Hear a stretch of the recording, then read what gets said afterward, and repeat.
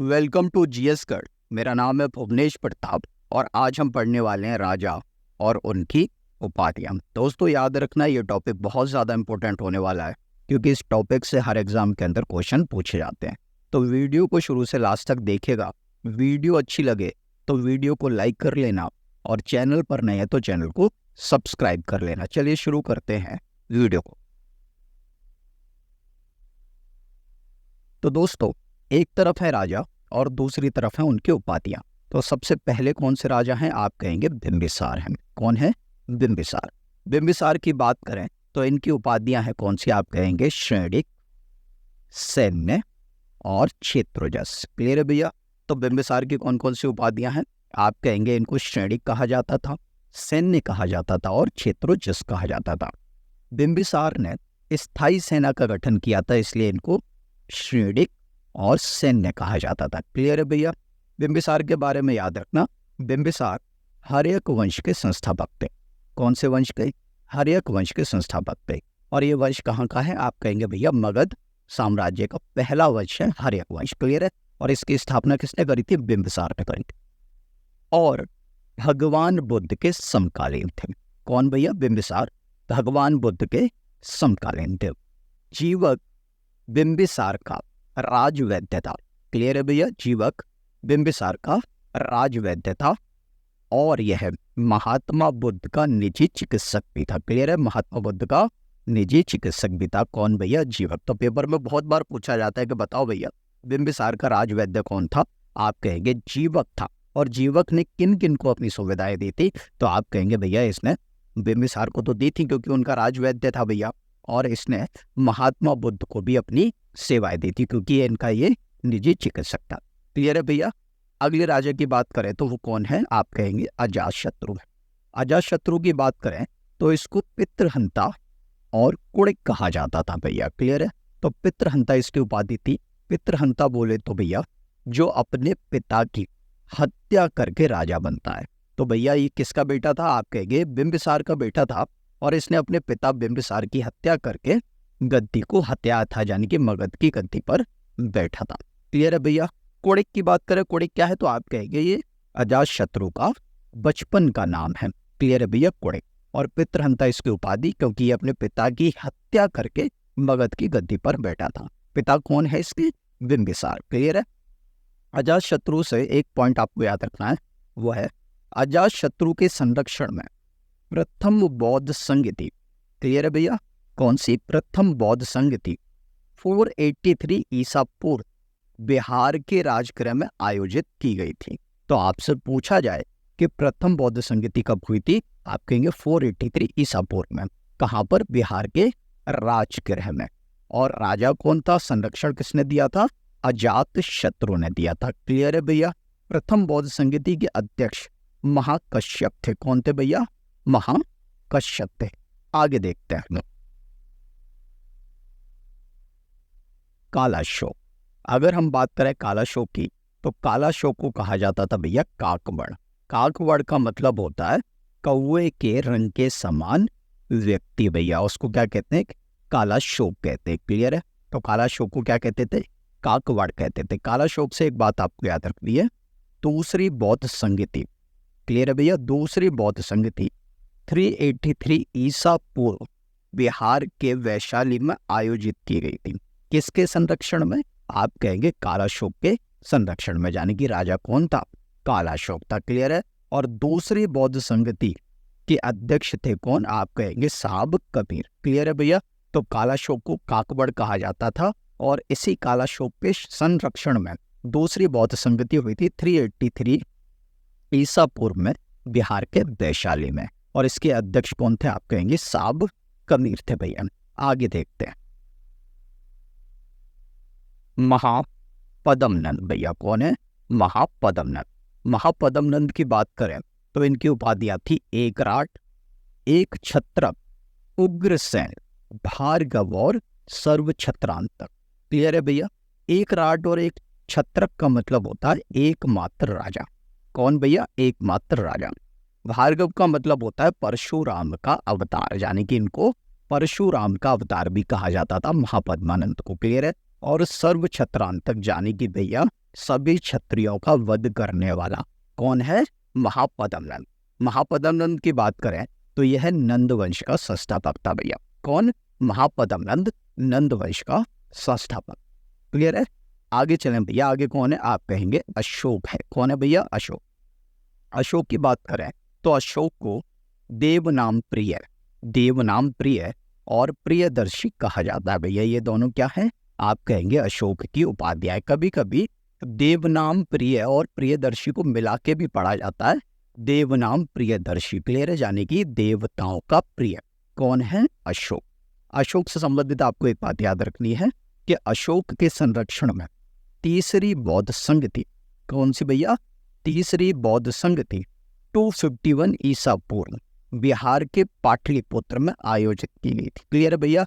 और तीसरी बौद्ध संगति के अध्यक्ष थे मोगलीपुत्र तिस। कौन थे भैया? मोगलीपुत्र तिस। तो याद रखना तीसरी बौद्ध संगति भैया कब हुई है? आप कहेंगे 251 ईसा पूर्व में। कहाँ पर? बिहार के पाटलिपुत्र में। राजा कौन है किसके संरक्षण में? आप कहेंगे अशोक के। और इसके अध्यक्ष कौन थे? मोगलीपुत्र तिस थे भैया। क्लियर है? आगे देखते हैं। श्रीगुप्त भैया कौन है? श्रीगुप्त। श्रीगुप्त की बात करें तो इन्होंने महाराजा की उपाधि को धारण किया था। किसकी उपाधि को? महाराजा की उपाधि को धारण किया था। और श्रीगुप्त गुप्त वंश का संस्थापक था। यह बात आपको याद रखनी। क्लियर है? तो श्रीगुप्त कौन था भैया? गुप्त वंश का संस्थापक। उपाधि कौन सी धारण करी है? महाराजा की। क्लियर है भैया? अगले राजा है चंद्रगुप्त प्रथम भैया। कौन है? चंद्रगुप्त प्रथम। और चंद्रगुप्त प्रथम ने महाधिराज और महाराजा अधिराज की उपाधि को धारण किया था। क्लियर है भैया? चंद्रगुप्त के बारे में याद रखना, चंद्रगुप्त प्रथम गुप्त वंश का वास्तविक संस्थापक था। क्लियर है भैया? चंद्रगुप्त प्रथम गुप्त वंश का वास्तविक संस्थापक था। इसको गुप्त वंश का प्रथम शासक माना जाता है। गुप्त वंश का प्रथम शासक माना जाता है। चंद्रगुप्त प्रथम महाराजा अधिराज की उपाधि को धारण करने वाले प्रथम गुप्त शासक थे। क्लियर है भैया? कौन थे? प्रथम गुप्त शासक थे। आगे चलते हैं। अगले राजा है समुद्रगुप्त भैया। कौन है? समुद्रगुप्त।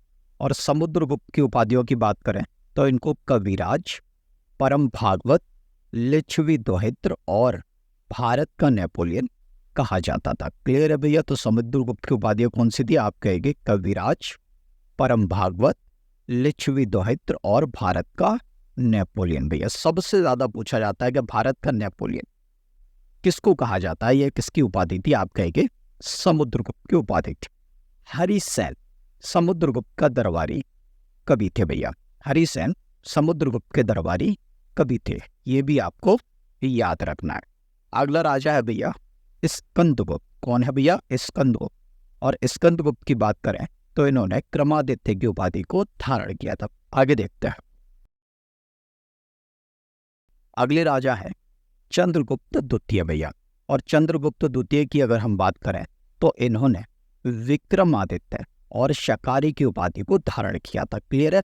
इन्होंने विक्रमादित्य और शकारी की उपाधि को धारण किया था। क्योंकि इन्होंने विक्रमादित्य की उपाधि को धारण किया था इसलिए इनका पूरा नाम चंद्रगुप्त विक्रमादित्य था भैया। क्लियर है? चंद्रगुप्त विक्रमादित्य था। और इन्होंने शकारी की उपाधि को धारण करा था। शकारी का मतलब होता है शकों को पराजित करने वाला शकारी भैया। क्लियर है? चंद्रगुप्त द्वितीय की अगर हम बात करें तो चंद्रगुप्त द्वितीय को देवगुप्त, देवराज और देवश्री भी कहा जाता है। क्लियर है? तो आपसे पेपर में पूछा जाता है बताओ भैया देवगुप्त, देवराज और देवश्री किसको कहा जाता है? आप कहेंगे चंद्रगुप्त द्वितीय को कहा जाता है या फिर चंद्रगुप्त विक्रमादित्य को कहा जाता है। क्लियर है? चंद्रगुप्त द्वितीय ने दिल्ली में लौह स्तंभ बनवाया था। लौह स्तंभ बोले तो आयरन पिलर बनवाया था। कहाँ पर है? आप कहेंगे भैया ये मेहरौली में है। दिल्ली के अंदर मेहरौली पड़ता है और मेहरौली में है कुतुब मीनार कॉम्प्लेक्स। और उसी कुतुब मीनार कॉम्प्लेक्स में स्थापित है भैया लौह स्तंभ। किसने निर्माण करवाया है? चंद्रगुप्त द्वितीय ने। क्लियर है भैया? महान गणितज्ञ और खगोल विज्ञानी आर्यभट्ट गुप्तकालीन थे। क्लियर है? तो आर्यभट्ट जो थे भैया वो किस काल से संबंधित थे? तो आप कहेंगे गुप्त काल से संबंधित थे। क्लियर है भैया? प्रसिद्ध चीनी यात्री फाहियान।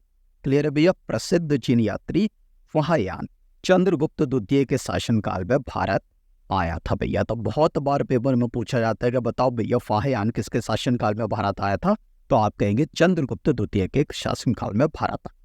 चंद्रगुप्त द्वितीय के दरबार में भैया 9 रत्न थे। कितने रत्न थे भैया? 9 रत्न थे, जिसमें से आपको 2 याद रखने हैं।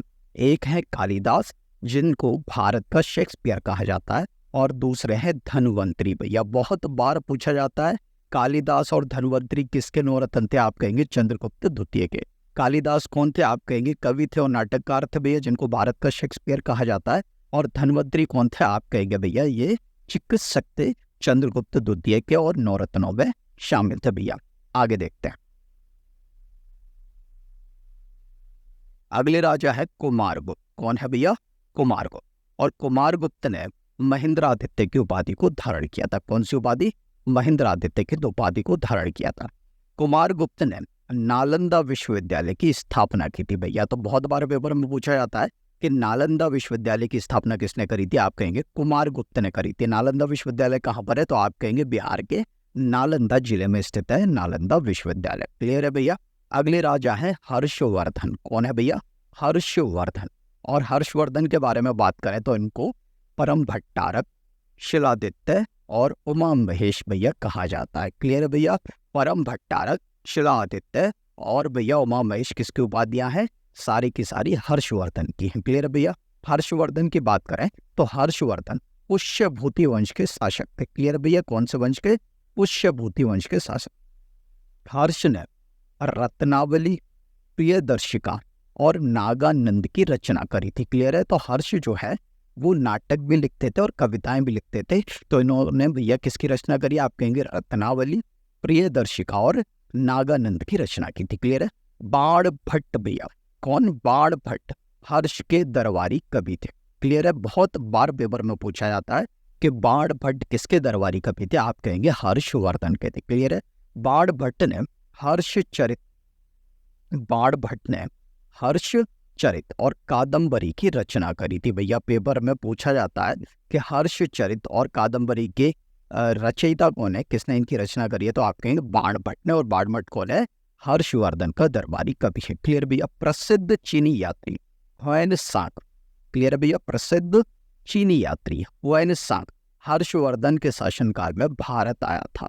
तो जैसे फाहियान चंद्रगुप्त द्वितीय के शासनकाल में भारत आता है, वैसे ही ह्वेन सांग भैया ये भी चीनी यात्री है और ये हर्षवर्धन के शासनकाल में भारत आता है। क्लियर भैया। आगे चलते हैं। कुतुबुद्दीन ऐबक।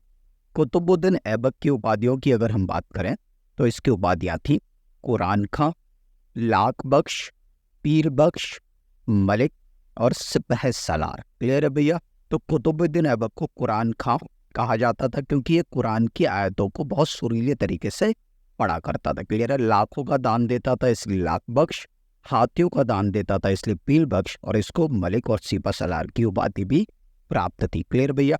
कुतुबुद्दीन ऐबक की बात करें तो कुतुबुद्दीन ऐबक दिल्ली सल्तनत और गुलाम वंश का संस्थापक था। क्लियर है भैया। तो कुतुबुद्दीन ऐबक कौन है, आप कहेंगे दिल्ली सल्तनत और गुलाम वंश का संस्थापक था।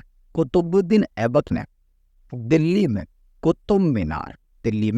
कुतुब मीनार और कुब्बत उल इस्लाम मस्जिद का निर्माण कराया था तथा अजमेर में 28 दिन का झोपड़ा बनवाया था। तो याद रखना कुतुबुद्दीन ऐबक कौन था भैया? दिल्ली सल्तनत और गुलाम वंश का संस्थापक था। इसने दिल्ली के अंदर कुतुब मीनार और कुब्बत उल इस्लाम मस्जिद का निर्माण करवाया था, अजमेर में 28 दिन का झोपड़ा बनवाया था। क्लियर है। आगे चलते हैं। आगे है शमसुद्दीन इल्तुतमिश। कौन है? शमसुद्दीन इल्तुतमिश। और इसने सुल्तान ए आजम की उपाधि को धारण किया था। क्लियर है। सुल्तान ए आजम की उपाधि को धारण किया था। इल्तुतमिश को गुलामों का गुलाम भी कहा जाता है। याद रखना भैया, इल्तुतमिश को गुलामों का गुलाम भी कहा जाता है। यह दिल्ली सल्तनत का वास्तविक और प्रथम वैधानिक शासक था। क्लियर है। दिल्ली सल्तनत का वास्तविक और प्रथम वैधानिक शासक था। ऐसा क्यों था भैया? स्थापना तो दिल्ली सल्तनत की कुतुबुद्दीन ऐबक ने करी थी, तो इसको वास्तविक क्यों बोलते? इसलिए वास्तविक बोलते क्योंकि सबसे पहले जो सुल्तान की उपाधि है वो धारण करने वाला कौन है? इल्तुतमिश है। क्लियर है। और दिल्ली को अपनी राजधानी भी किसने बनाया सबसे पहले? इल्तुतमिश ने। ऐबक की बात करें तो ना ही ऐबक ने भैया सुल्तान की उपाधि को धारण किया था और ना ही ऐबक ने दिल्ली को अपनी राजधानी बनाया था। ऐबक की राजधानी थी लाहौर। क्लियर है? क्योंकि इल्तुतमिश ने सुल्तान की उपाधि धारण करी थी और दिल्ली को राजधानी बनाया था, इसलिए दिल्ली सल्तनत का वास्तविक संस्थापक माना जाता है और प्रथम वैधानिक शासक माना जाता है। क्लियर है? इल्तुतमिश ने शुद्ध अरबी के सिक्के जलवाए थे जिनको टंका कहा जाता था। क्लियर है भैया? टंका और जीतल कहा जाता था। टंका चांदी का होता था और जीतल तांबे का होता था। क्लियर है भैया? इल्तुतमिश ने इक्ता प्रथा और तुर्के चहलगानी की शुरुआत की थी। इक्ता प्रथा क्या थी भैया? तो आप कहेंगे सैनिकों को वेतन की जगह भूमि का टुकड़ा देना ही इक्ता प्रथा कहलाता था। और तुर्के चहलगानी क्या था? आप कहेंगे 40 लोगों का एक समूह हुआ करता था जो सुल्तान की क्या करता था भैया? शासन प्रशासन में मदद किया करता था। क्लियर है? चंगेज खान है, किसने भैया? चंगेज खान है इल्तुतमिश के शासन काल में भारत पर आक्रमण किया था। तो बहुत बार पेपर में पूछा जाता है कि बताओ भैया चंगेज खान है किसके शासन काल में भारत पर आक्रमण किया था? इल्तुतमिश के शासन काल में भारत पर आक्रमण किया था। आगे चलते हैं। रजिया। रजिया का पूरा नाम था रजिया सुल्तान। रजिया सुल्तान ने उम्दत उल निस्बा की उपाधि को धारण किया था। उम्दत उल निस्बा की उपाधि को धारण किया था। यह भारत की पहली और आखिरी मुस्लिम महिला शासिका थी। क्लियर है भैया? तो रजिया कौन थी? भारत की पहली और आखिरी मुस्लिम महिला शासिका थी। आगे बात करते हैं गयासुद्दीन बलबन की। तो गयासुद्दीन बलबन ने नियाबत खुदाई और जिले इलाई की उपाधि को धारण किया था। नियाबत खुदाई और जिले इलाई की उपाधि को धारण किया था। बलबन ने रक्त एवं लौह की नीति को अपनाया और तुर्के चहलगानी को खत्म किया। तुर्के चहलगानी भैया किसने शुरुआत करी थी इसकी? आप कहेंगे इल्तुतमिश ने। क्लियर है? इसी तुर्के चहलगानी को बलबन ने खत्म कर दिया और रक्त एवं लौह की नीति को अपनाया। यह नवरोज त्योहार मनाता था। कौन सा त्योहार मनाता था? नवरोज त्योहार मनाता था। बलबन ने फारसी परंपरा सिजदा और पाबोस को शुरू किया था। कौन कौन सी परंपरा? सिजदा और पाबोस को। ये दोनों कौन सी थी? आप कहेंगे फारसी परंपरा थी। क्लियर है? बलबन ने सैन्य विभाग दीवाने अर्ज की स्थापना करी थी। तो पूछा जाता है दीवाने अर्ज क्या है भैया? एक सैन्य विभाग था और इसकी स्थापना किसने करी थी? गयासुद्दीन बलबन ने की थी। आगे चलते हैं। अलाउद्दीन खिलजी। अलाउद्दीन खिलजी की बात करें तो इसको भैया सिकंदर ए सानी और सिकंदर द्वितीय कहा जाता है। तो सिकंदर द्वितीय और सिकंदर ए सानी किसकी उपाधियां हैं? आप कहेंगे अलाउद्दीन खिलजी की। अमीर खुसरो अलाउद्दीन का दरबारी कवि था। बहुत बार पेपर में पूछा जाता है कि अमीर खुसरो किसका दरबारी कवि था? आप कहेंगे अलाउद्दीन खिलजी का। अमीर खुसरो को तूती ए हिंद या फिर तोताए हिंद भी कहा जाता है। अलाउद्दीन खिलजी ने दिल्ली में अलाई दरवाजा, सिरी का किला और हौज खास का निर्माण कराया था। तो याद रखना अलाई दरवाजा, सिरी का किला और हौज खास का निर्माण किसने करवाया था? आप कहेंगे अलाउद्दीन खिलजी ने। कहाँ पर? दिल्ली के अंदर। क्लियर है भैया? कुतुबुद्दीन मुबारक शाह खिलजी। कुतुबुद्दीन मुबारक शाह खिलजी ने अल बासिक बिल्ला की उपाधि को धारण किया था। अगला है नासुरुद्दीन खुसरो शाह। नासुरुद्दीन खुसरो शाह, इसने पैगंबर का सेनापति की उपाधि को धारण किया था। अगला है खिज्र खां भैया। खिज्र खां ने रैयत आला की उपाधि को धारण किया था। याद रखना। आगे चलते हैं। मोहम्मद बिन तुगलक भैया। मोहम्मद बिन तुगलक और मोहम्मद बिन तुगलक ने मनियरों का राजकुमार की उपाधि को धारण किया था। तो पूछा जाता है मनियरों का राजकुमार किसको कहा जाता है? मोहम्मद बिन तुगलक को। मोहम्मद बिन तुगलक के बचपन का नाम चौनाखा था। क्या नाम था भैया? बचपन का चौनाखा। यह होली का त्योहार मनाता था। बहुत बार पेपर में पूछा गया है कौन सा सुल्तान दिल्ली का होली का त्योहार मनाता था? आप कहेंगे मोहम्मद बिन तुगलक। इसने दिल्ली से देवगिरी, क्लियर भैया? इसने दिल्ली से देवगिरी, और देवगिरी को दौलताबाद भी कहा जाता है, राजधानी का हस्तांतरण किया था भैया? तो याद रखना, मोहम्मद बिन तुगलक ने अपनी राजधानी को दिल्ली से कहाँ ट्रांसफर किया था? देवगिरी। देवगिरी को दौलताबाद भी कहते हैं, कहाँ पर है? महाराष्ट्र में। क्लियर है भैया? इसने सांकेतिक मुद्रा, इसने सांकेतिक मुद्रा, जिसको अंग्रेजी में टोकन करेंसी कहा जाता है, चलवाने का काम किया था। क्लियर है भैया? तो मोहम्मद बिन तुगलक ने सांकेतिक मुद्रा, टोकन करेंसी चलवाई थी। इसके शासन काल में मोरक्को यात्री इब्न बतूता भारत आया था। तो बहुत बार पूछा जाता है कि बताओ भैया, इब्न बतूता किसके शासनकाल में भारत आया था? आप कहेंगे मोहम्मद बिन तुगलक के। कहाँ से आया था? मोरक्को से आया था, इसलिए इसको मोरक्को यात्री कहा जाता है। इब्न बतूता ने भैया एक पुस्तक लिखी थी, एक किताब लिखी थी, जिसका नाम था रहेला। तो बहुत बार पूछी जाती है, रहेला किसकी रचना है? इब्न बतूता की रचना है। अगला है जहीरुद्दीन मोहम्मद बाबर, जिसको हम बाबर के नाम से जानते हैं।